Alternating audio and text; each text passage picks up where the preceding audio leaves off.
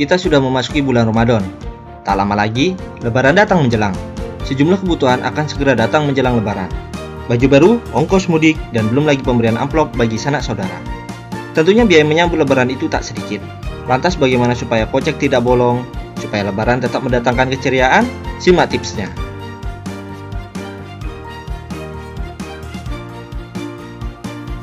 Kalau kita bicara Lebaran ini sebenarnya event yang hampir tiap tahun kan sebenarnya kita menjalani ya gitu. Jadi setiap tahun ini sudah jelas ada event-event besar, Lebaran, Hari Raya dan lain sebagainya. Kita biasanya ada pengeluaran yang besar.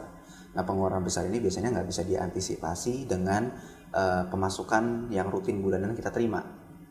Nah, artinya kalau misalnya pengeluaran ini lebih besar daripada income kita terima secara rutin, artinya akan dalam kondisi uang kita akan terjadi defisit. Nah, dalam hal ini untuk menghindari defisit, maka kita perlu melakukan perencanaan, terutama sekali berkaitan dengan hari raya besar seperti Lebaran.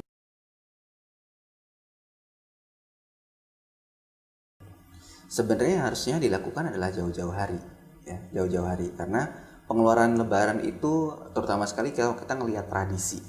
Tradisinya orang tuh biasanya kalau Lebaran akan berkumpul bersama keluarga, bersama orang tua. Dan terutama sekali misalnya keluarga dan orang tuanya dia berada di daerah lain. Artinya kan dia harus mempersiapkan transportasi, akomodasi. Setelah mudik, apalagi aktivitas-aktivitas yang mungkin terjadi di sana. Biasanya kan mereka kan silaturahmi, ya. Nah, silaturahmi ini tentunya juga akan membawa biaya yang tidak sedikit, ya.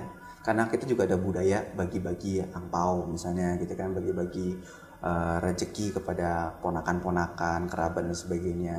Nah, ini artinya juga harus dipersiapkan jauh-jauh hari supaya jangan sampai pengeluaran besar yang di hari raya ini akhirnya akan mengganggu cash flow pada bulan tersebut.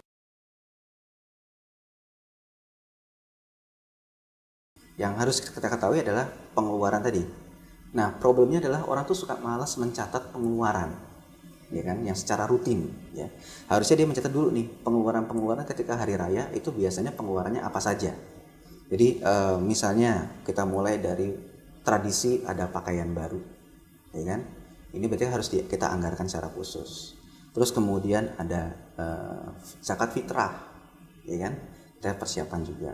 Kemudian biaya mudik, bantuan orang tua dan sebagainya kita perkirakan. Dan kemudian jangan lupa biasanya kalau Lebaran itu juga dikaitkan juga dengan libur panjang, biasanya dikaitkan juga dengan rekreasi. Nah, setelah kita mendapatkan itu semua gambaran itu, pengeluaran-pengeluaran yang mungkin, kemudian THR itu akan kita sesuaikan. Sebenarnya dana darurat itu disiapkan sepanjang bulan, ya, sepanjang tahun untuk mengantisipasi pengeluaran-pengeluaran tidak terduga. Termasuk juga adalah ternyata kalau misalnya di bulan Lebaran atau di hari raya ini ternyata ada pengeluaran-pengeluaran yang tidak kita antisipasi sebelumnya. Kita sudah membuat anggaran, kita sudah membuat budget untuk pengeluaran selama hari raya, tapi ternyata ada pengeluaran yang kita tidak perkirakan, misalnya ada kendaraan yang rusak dan sebagainya, atau ternyata ada anggota keluarga yang butuh bantuan di saat hari raya dan sebagainya. Nah, maka dana darurat ini seharusnya memang sudah tersedia sebelumnya supaya apa? Supaya ketika defisit pengeluaran di saat hari raya tidak diantisipasi dengan berhutang. Karena kalau kita berhutang kita akan harus membayar bunga kan. Dan cicilan-cicilan itu akhirnya akan panjang ke belakang, bisa sebulan, 2 bulan, 3 bulan setelah Lebaran. Padahal setelah Lebaran biasanya kita masih ada lagi kayak misalnya ada kurban, belum lebih anak sekolah, ya kan, dan sebagainya. Setelah kita tahu pola pengeluaran kita setiap dan pola aktivitas kita setiap kali hari raya, maka kemudian aktivitas yang paling penting adalah merencanakan untuk tahun depan. Gimana caranya kita bisa merencanakan? Coba mulai sekarang kita mulai berdisiplin mencatat pengeluaran selama hari raya dan sebelum hari raya dan setelah hari raya.